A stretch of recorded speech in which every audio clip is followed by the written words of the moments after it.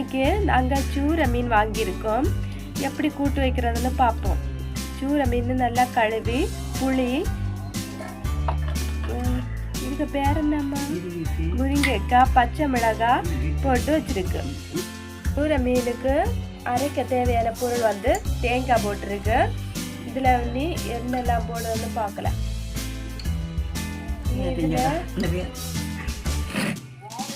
என்ன போடுறதுன்னு பார்க்குறோம்.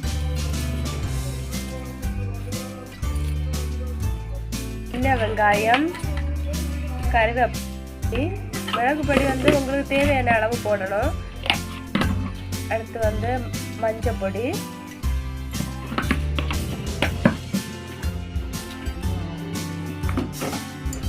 மல்லிப்பொடி போட்டிருக்கேன். ஓமம் போட்டால் இந்த வயிறு வலிக்கு பரவாயில்ல, சரியாகும். உலுவா போட்டிருக்கோம். ஓமம் உலுவையும் அரைக்கணும் கண்டிப்பாக.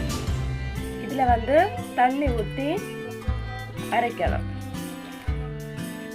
குழம்புக்கு அரைக்கும் போது அரைப்பு வந்து இந்த அளவுக்கு நல்லா அரைஞ்சிருக்கணும். அரைப்பு வந்து மீனில் போட்டு எல்லா இடமும் பிரட்டணும். பிரட்டி தேவையான அளவு தண்ணி ஊற்றி மீன் குழம்பு வேகிறதுக்கு தேவையான அளவு தண்ணியை ஊற்றி மீன் குழம்பை வேக வச்சு எடுக்கணும்.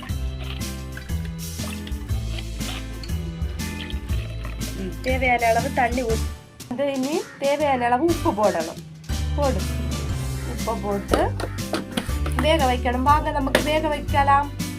மீன் குழம்பு அடுப்பில் வச்சாச்சு.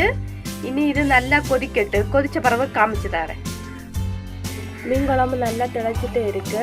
இது திளைச்சி கொஞ்சம் வச்சினதும் இதில் வந்து நம்ம கொஞ்சம் கறிவேப்பிலை, தேங்காய் எண்ணெய் ஊற்றணும். அப்போ தான் மீன் நல்லா டேஸ்ட்டாக இருக்கும். வாங்க கொஞ்சம் கழிஞ்சு பார்க்கலாம். இந்த மீன் குழம்புல வந்து கறிவேப்பிலை போடலாம். கறிவேப்பிலை போட்டாச்சு. அடுத்து வந்து கொஞ்சமாக தேங்காய் எண்ணெய் ஊற்றணும். ஊற்றி கொஞ்ச நேரம் வந்து மூடி வைக்கணும். ஒரு 5 மினிட் இருக்கட்டு. அடுத்து எடுக்கலாம். மீன் குழம்ப திறந்து பார்க்கலாம். மீன் குழம்பு நல்லா வத்தி வெந்திருக்கு. எங்கள் ஊரில் இப்படி தான் நாங்கள் மீன் குழம்பு வைப்போம். உங்கள் ஊரில் எப்படி வைப்பீங்கன்னு சொல்லுங்க எனக்கு.